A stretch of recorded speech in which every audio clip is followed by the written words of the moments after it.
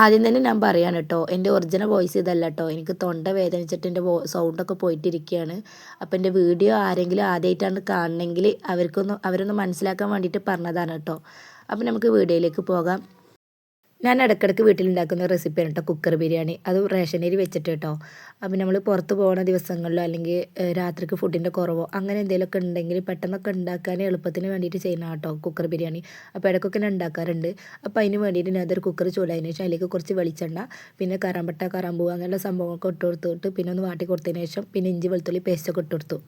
അതൊന്ന് വഴണ്ടി വന്നതിന് ശേഷം അതിലേക്ക് ഒരു വലിയൊരു സവാള അരിഞ്ഞതും പിന്നെ ചെറുതായിട്ട് സ്ലൈഡ് ചെയ്തിട്ടുള്ള ക്യാരറ്റ് ഇട്ട് കൊടുത്തിട്ടൊന്ന് നന്നായിട്ടൊന്ന് വാട്ടി കൊടുത്തു. പിന്നെ അതൊന്ന് ചെറുതായിട്ട് വാടിയതിന് ശേഷം പിന്നെ അതിലേക്ക് ഒരു തക്കാളി, ഒരു പച്ചമുളക്, 2 തക്കാളി, 2 പച്ചമുളക് ഇട്ട് കൊടുത്തിട്ടുണ്ട് കേട്ടോ. പിന്നെ അതൊന്ന് വാടിയതിന് ശേഷം ഞാൻ അതിലേക്ക് ഗരം മസാലയും ചിക്കൻ മസാല ഇട്ട് കൊടുത്തിട്ടുണ്ട്. എന്നിട്ട് നന്നായിട്ടൊന്ന് മിക്സ് ചെയ്തിട്ടൊന്ന് ഇളക്കി കൊടുത്തിട്ടുണ്ട്. പിന്നെ അതിലേക്ക് ഞാനിതാ ചിക്കൻ്റെ മസാല ഇവിടെ ആക്കി വെച്ചിട്ടുണ്ടായിരുന്നു കേട്ടോ. അപ്പോൾ അതൊന്ന് ചേർത്ത് കൊടുത്തിട്ടുണ്ട്. പിന്നെ ഞാൻ ഇവിടെ 2 കപ്പ് അരിയാണ് ഇട്ടെടുത്തിട്ടുള്ളത്. അപ്പോൾ 2 കപ്പ് അരി നന്നായിട്ട് കഴുകിയിട്ട് ഒന്ന് വെള്ളം വരാൻ വെച്ചിട്ടുണ്ട്. അപ്പോൾ 2 കപ്പ് അരിക്ക് 3 കപ്പ് വെള്ളമാണ് കേട്ടോ ഞാനിവിടെ എടുത്തിട്ടുള്ളത്. ആ വെള്ളം ഞാൻ ഈ മസാലയ്ക്കൊന്ന് ഒഴിച്ച് കൊടുത്തിട്ടുണ്ട്. ഇനി അതൊന്ന് നന്നായിട്ടൊന്ന് ചൂടാവണം. അപ്പോൾ അതിൻ്റെ ഇടയിൽ ഞാൻ പാകത്തിന് ഇട്ട് കൊടുത്തിട്ടുണ്ടായിരുന്നു.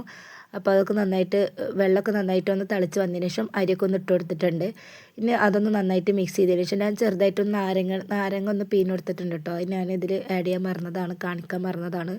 അപ്പോൾ ഞാൻ അതൊന്നിട്ട് കുക്കറൊന്ന് അടച്ച് വെച്ചിട്ട് ഒരു വിസിൽ വരെ ഒന്ന് വെയിറ്റ് ചെയ്യുന്നുണ്ട് കേട്ടോ. അങ്ങനെ ഇതാ കുറച്ച് സമയം ആയപ്പോഴേക്കും നമ്മളെ ബിരിയാണി ഇവിടെ സെറ്റായിട്ടുണ്ട് കേട്ടോ. എനിക്ക് സംസാരിക്കുമ്പോൾ വോയിസൊക്കെ അങ്ങോട്ടും ഇങ്ങോട്ടും പോകുന്നുണ്ട്. ഞാൻ പറഞ്ഞല്ലോ തൊണ്ട വേദനിച്ചിട്ടാണ് കേട്ടോ.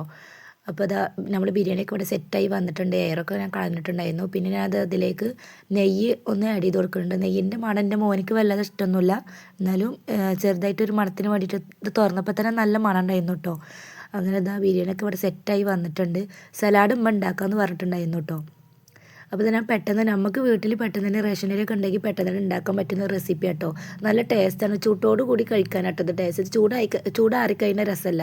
അപ്പം നമ്മൾ കഴിക്കുകയാണെങ്കിൽ നമ്മൾ ചൂട്ടോടെ തന്നെ കഴിക്കാൻ നോക്കണം കേട്ടോ, ഈ റേഷൻ അരി ആയതുകൊണ്ട്. അപ്പോൾ ഇന്നത്തെ വീഡിയോ എത്ര ഉള്ളൂ. അടുത്ത വീഡിയോ ആയിട്ട് കാണാം. Okay, bye, see U.